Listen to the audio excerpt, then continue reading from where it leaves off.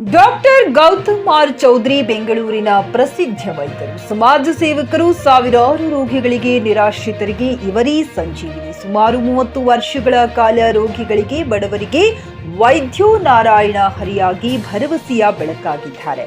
Covid ಸಮಯದಲ್ಲಿ ಸಾವಿರಾರು ರೋಗಿಗಳಿಗೆ ಧೈರ್ಯವನ್ನ ತುಂಬಿ ಜೀವ ಉಳಿಸಿದ ಮಹಾನ್ ವೈದ್ಯರು ಡಾಕ್ಟರ್ ಗೌತಮ್ ಚೌಧರಿ ಅವರು. ಸಾಕಷ್ಟು ಬಡ ರೋಗಿಗಳಿಗೆ ಕೋವಿಡ್ ಸಮಯದಲ್ಲಿ ಉಚಿತ ಚಿಕಿತ್ಸೆ ನೀಡಿದ್ದಾರೆ. ಇವರ ಸೇವೆಯನ್ನ ಗುರುತಿಸಿ ಅಂದಿನ ರಾಷ್ಟ್ರಪತಿ ರಾಮನಾಥ್ ಕೋವಿಂದ್ ರವರು ಪ್ರಶಂಸೆ ವ್ಯಕ್ತಪಡಿಸಿದರು. ಹಾಗೂ ಸರ್ಕಾರದಿಂದ ಮತ್ತು ನ್ಯೂಸ್ ಚಾನೆಲ್ ವತಿಯಿಂದ ಹಲವಾರು ಪ್ರಶಸ್ತಿಗಳನ್ನ ಪಡೆದಿರುತ್ತಾರೆ. ಇವರ ವೈದ್ಯ ಸೇವೆ, ಸಮಾಜ ಸೇವೆಗೆ ನಮ್ಮ ಜೆಕೆ ನ್ಯೂಸ್ ವತಿಯಿಂದ ಶ್ಲಾಘನೀಯ.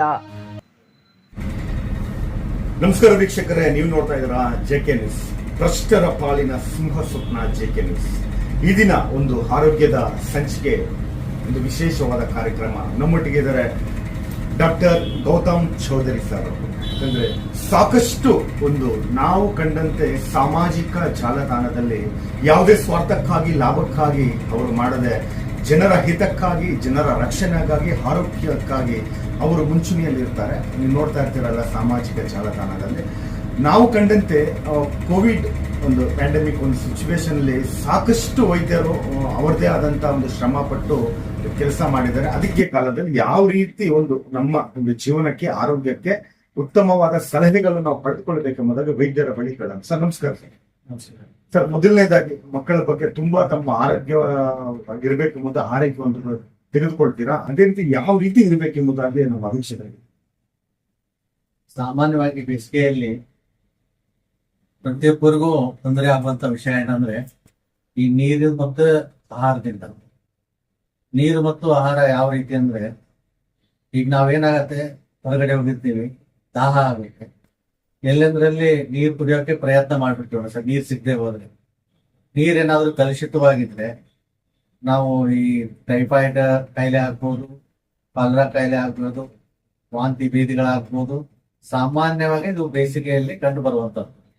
ಇಂಥ ಕಾಯಿಲೆಗಳನ್ನು ನಾವು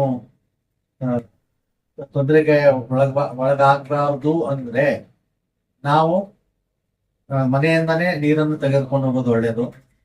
ಈ ರೋಡ್ ಸೈಡ್ ಫುಡ್ಗಳನ್ನ ಅವಾಯ್ಡ್ ಮಾಡಿದ್ರೆ ತುಂಬಾ ಒಳ್ಳೆಯದು. ಯಾಕಂದ್ರೆ ಜನರು ಹಿಂದೆ ಮುಂದೆ ನೋಡದೇನೆ ಸಡನ್ ಆಗಿ ಬಾಯಾರಿಕೆ ಆದಾಗ ಎಲ್ಲೆಂದ್ರಲ್ಲಿ ನೀರು ಅಥವಾ ಆಹಾರವನ್ನು ಸೇವನೆ ಮಾಡ್ಬಿಡ್ತಾರೆ. ಅದರಿಂದ ದಿಢೀರ್ ಅಂತ ಈ ವಾಂತಿ, ಭೇದಿ, ಜ್ವರ ಇಂಥ ಕಾಯಿಲೆಗಳು ಬರ್ತಾ ಇದ್ರು. ಆದ್ರೆ ಇತ್ತೀಚೆಗೆ ಇದ್ರ ಜೊತೆಗೆ ನಾನ್ ನೋಡಿದ್ದೇನೆಂದ್ರೆ, ಈಗ ಸಾಮಾನ್ಯವಾಗಿ ಚಳಿಗಾಲದಲ್ಲಿ ಬರುವಂತ ಕಾಯಿಲೆಗಳು, ವೈರಸ್ ಕಾಯಿಲೆಗಳು ಇರ್ತವೆ, ಅದು ಈ ಸಾರಿ ಬೇಸಿಗೆಯಲ್ಲಿ ತುಂಬಾ ಜಾಸ್ತಿ ಆಗಿದೆ. ಯಾಕೆ ಅಂದ್ರೆ ಒಬ್ಬರಿಂದ ಒಬ್ಬರಿಗೆ ಇದು ಹರಡ್ತಾ ಹೋಗುತ್ತೆ. ಎಲ್ರು ಈಗ ಹಾಲಿಡೇ ಅಂತ ಬೇರೆ ಬೇರೆ ಜಾಗಗಳಿಗೆ ಹೋಗ್ತಾರೆ, ಅಲ್ಲಿಂದ ಬರ್ತಾ ಇರ್ತಾರೆ. ಬರ್ಬೇಕಾದ್ರೆ ಅದಕ್ಕೆ ಕಾಯಿಲೆಗಳು ಬಂದಾಗ ಇಲ್ಲಿ ಜನರಿಗೂ ಕೂಡ ಅದು ಹರಡುತ್ತೆ. ಅದಕ್ಕೆ ನಾವು ಜನನಿಬಿಡವಾದ ಪ್ರದೇಶದಲ್ಲಿ ಹೋದಾಗ, ಅಥವಾ ಎಲ್ಲೋ ಒಂದು ಶಾಪಿಂಗ್ ಮಾಲ್ಗೆ ಹೋಗ್ತೀರಾ, ಅಥವಾ ತುಂಬಾ ಜನರಿರುವ ಪ್ಲೇಸ್ಗೆ ಹೋಗ್ತೀರಾ, ಅಂತ ಸಮಯದಲ್ಲಿ ನೀವು ಈ ಕೋವಿಡ್ ಅಲ್ಲದೆ ಈಗ ಸಾಮಾನ್ಯವಾಗಿ ನಾರ್ಮಲ್ ಇರುವಾಗಲೂ ಕೂಡ ಮಾಸ್ಕ್ ಹಾಕೋದು ಒಳ್ಳೆಯದು ಅಂತ ನನ್ನ ಅಭಿಪ್ರಾಯ. ಯಾಕಂದ್ರೆ ಸುಮ್ಮನೆ ಕಾಯಿಲೆಗಳಿಗೆ ತುತ್ತಾಗಿ ಟ್ರೀಟ್ಮೆಂಟ್ ತಗೊಳ್ಳೋದಕ್ಕಿಂತ ಅದನ್ನು ಮುನ್ನೆಚ್ಚರಿಕೆ ವಹಿಸೋದು ತುಂಬಾ ಒಳ್ಳೇದು ಅಂತ ಹೇಳಿ ನನ್ನ ಅಭಿಪ್ರಾಯ. ಹಾಗೆ ಅದ್ರ ಜೊತೆಗೆ ನೀವು ಬೇಸಿಗೆಯಲ್ಲಿ ಇನ್ನೊಂದೇನ್ ಕೆಲಸ ಮಾಡ್ಬೇಕಂದ್ರೆ, ಒಳ್ಳೆ ನೀರು, ಆಹಾರದ ಜೊತೆಗೆ ಹಣ್ಣುಗಳು, ತರಕಾರಿಗಳು ಯಥೇಚ್ಛವಾಗಿ ತಗೋಬೇಕು. ಯಾಕಂದ್ರೆ ನಮ್ಮ ಶರೀರದಿಂದ ಈ ಜಾಸ್ತಿ ಉಷ್ಣಾಂಶ ಬೇಸಿಗೆಯಲ್ಲಿ ಇರೋದ್ರಿಂದ ನಾವು ಡಿಹೈಡ್ರೇಷನ್ ಅಥವಾ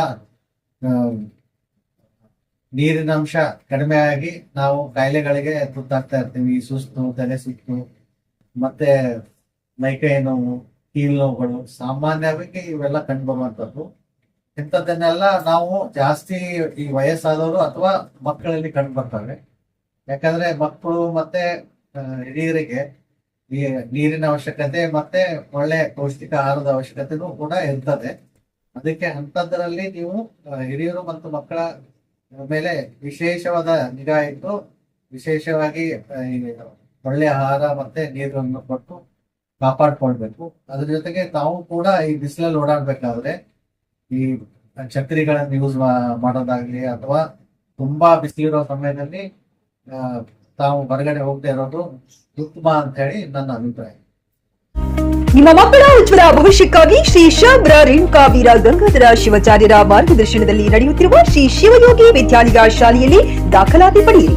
ಇಲ್ಲಿ 1ನೇ ತರಗತಿಯಿಂದ 10ನೇ ತರಗತಿಯವರೆಗೆ ಪ್ರವೇಶ ಪ್ರಾರಂಭವಾಗಿದ್ದು ಉನ್ನತ ಗುಣಮಟ್ಟದ ಶಿಕ್ಷಣದ ಜೊತೆಗೆ ಆಟ, ಯೋಗಾಸನ, ಡ್ಯಾನ್ಸ್, ಕರಾಟೆ ತರಬೇತಿಯೂ ನೀಡಲಾಗುತ್ತದೆ.